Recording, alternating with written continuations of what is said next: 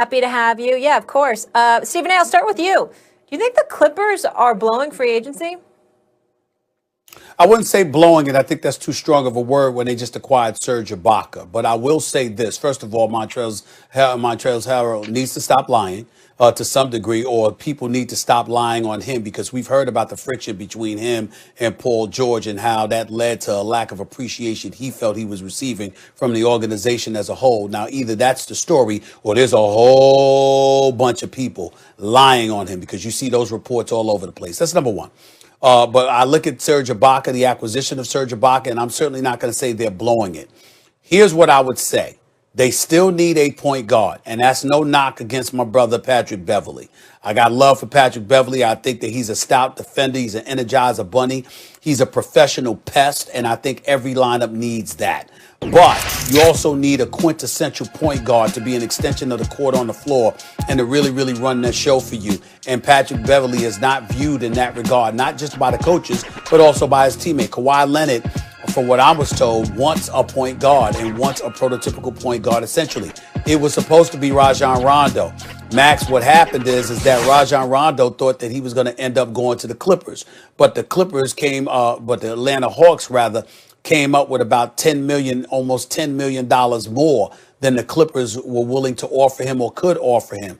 So as a result of that, Bill Duffy, like any other agent that knows what the hell they're doing, particularly in this day and age, is always going to emphasize to you to take the money, because you could always be traded later, but get your money first. That's what they're going to do. And that's the reason why Rajon Rondo is in Atlanta as we speak, because he could always get traded to somebody.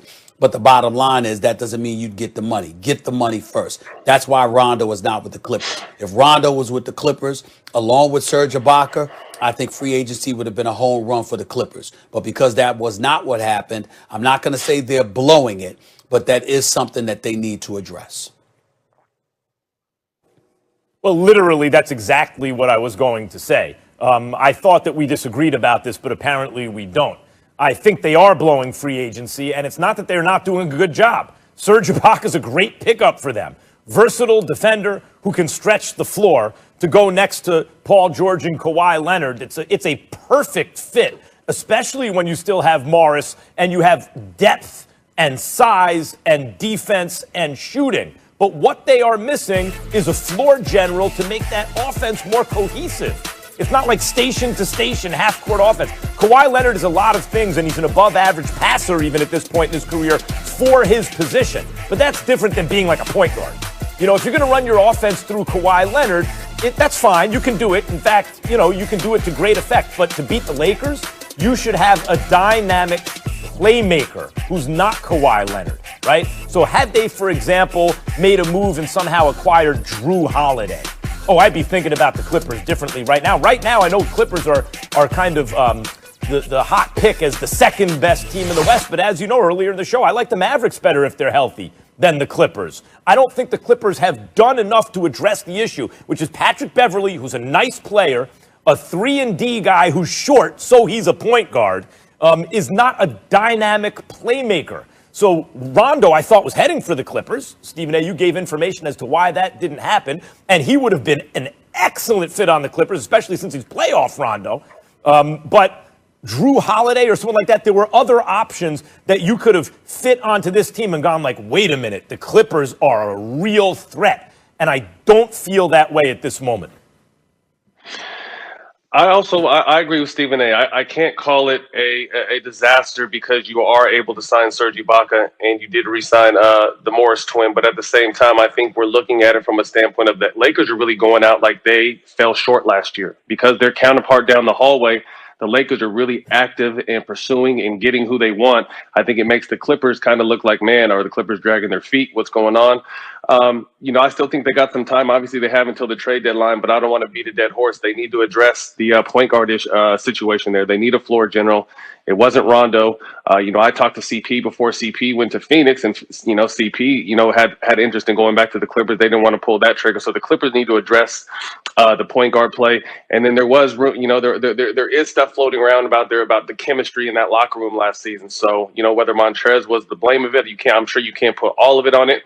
they decided to part ways with him. But, I think number one issue is they need to address that point guard situation and then try to all get on the same page. Because I think last year we were waiting for them to hit that chemistry mark last year because we just figured they'd been injured and hadn't got a chance to play together. But there was more behind the scenes that we didn't really know until now. Well, Matt, it's interesting that you bring that up because a few weeks ago, I talked about the Clippers wanting CP3 or Rondo. Obviously, CP3 would have been the preference, and I also know he's got a great relationship with Ty Lue, and as a result, that had him strongly interested in returning to the Clippers because of the relationship with Ballmer as well, who he still has dinner with a lot of times. But here's the reality. This is what puts the real onus on Kawhi Leonard, in my estimation. And I really want to hear what you think about this, Matt. The Clippers gave up all those assets. It wasn't just to get Kawhi. It's because Kawhi insisted he wanted Paul George. It wasn't enough for him to come to the Clippers. He sat up there and said, if you don't do what it takes to get my man Paul George here with me, I'm going to go to the Lakers and join LeBron and AD. Ballmer couldn't let that happen. So they mortgaged the farm and to get him, which is that's their decision. It's not his fault per se, but because of that, they didn't have the assets necessary to now give Oklahoma City to get CP3. And so not only did you use those assets to acquire Paul George, it prohibited you from having the assets necessary to get CP3. And that's why I look at Kawhi Leonard and say, excuse me, if anybody is on the clock, if anybody is on it, like we should have our eye on him, it's him. Because you're the guy that can play, but are you that galvanizing leader? And on top of it all, are you willing to accept the fact, damn, I know I'm a two-time champion and a two-time NBA Finals MVP, but they did all of this just to get me. And I didn't even get us to the conference finals. What you gonna do about that? I think it's fair to ask Kawhi Leonard, what the hell are you going to do about that? When you talk about him, Max, being the best player in the world, which you was talking about before you came to your senses after he lost in the postseason, I say this to you, Max Kellerman, and I'll throw it to you, Matt, as well. We sit up there and we look at everybody else. Kawhi Leonard has never been in the eye of the storm as the man. Let's put him there and see what he's got. What's wrong with that? Well, first of all, Kawhi put himself there when he opted not to go to the Lakers. Instead of joining a team where it would have been impossible for anyone to beat that team, and it really wouldn't have proven anything, AD, LeBron, and Kawhi, he decided to challenge LeBron head up. Now, it didn't work out. He didn't even get to the conference finals, but no one has to put him in the eye of the storm. He put himself and he trolled LeBron all season. Hey, Matt. Let me say this quickly, Matt. It's not an either or. It's not an either or, Stephen A. Like, he got Paul George there and they didn't have the assets to go get CP3. CP3 and Kawhi is not enough to beat AD and LeBron. Four great players, two of them are taller, much taller than the other two, and a little better, right?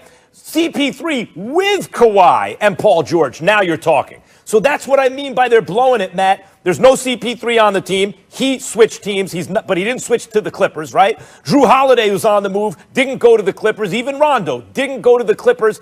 They didn't get what they actually needed so far. And I agree from a standpoint of, Kawhi hasn't shouldered enough blame. When you're the superstar on the team and they go out and get who you want, which is Paul George. And I haven't given up on that combination. First of all, they didn't play together enough last year. But at the same time, I think after one season and a crazy season as it was, you can't give up on Paul George. We just had Paul George on All the Smoke last week. He's energized, out on a mission. So I'm excited to see what he does this year. But at the end of the day, the glaring weakness on this team is the point guard position, and they did not address it yet. Hopefully they still have some time. And you always know there can be a dark horse trade that no one's talking about or a move that no one's talking about that may happen. And they have up until free agency. But at this point, I don't think it's so much that the Clippers have failed. It's just that the Lakers are doing as if they lost last year in the second round. That's how they're treating free agency, with a sense of urgency. Well, let me say this, Matt, before we close this segment. I totally agree with you. I think Kawhi Leonard needs to be in the eye of the storm. And the last person I want to hear from this on this subject is Max. And Max, here is why. You are living proof that Kawhi Leonard has not received enough blame. Because after they wet the bed and folded let go of a 3-1 lead against the Denver Nuggets in the conference semifinals, failing to get to the NBA Finals. All you said was, oops. If it were LeBron James, think about what we would have done to him had he come up short after having those expectations. He would have been crucified. But Kawhi Leonard is allowed to just fade into the twilight. They say, the Max Kellermans of the world say, oops, and he's about to go on his merry way, still having the New Balance commercials. Barely anybody's talking about him. And I'm saying, yo, it's time for him to be put in that eye of the storm the way LeBron and KD and others are, and then we can judge him. That's ridiculous. He got lots of criticism, including by me, for choking in the second half of a Game 7, which is what he did. But had Paul George been giving him superstar support, which is what he's there for, it might have been different. If you watched that Clippers-Nuggets series and you came away from it thinking, I can't talk to you when you lie. Not Paul I can't George, talk to you when you lie. I can't talk to you when you lie. Never lie. You're lying. If the roles were reversed, if we're putting Kawhi as one of the top players, if not the top player in the world right now, the difference between his criticism and what LeBron would have still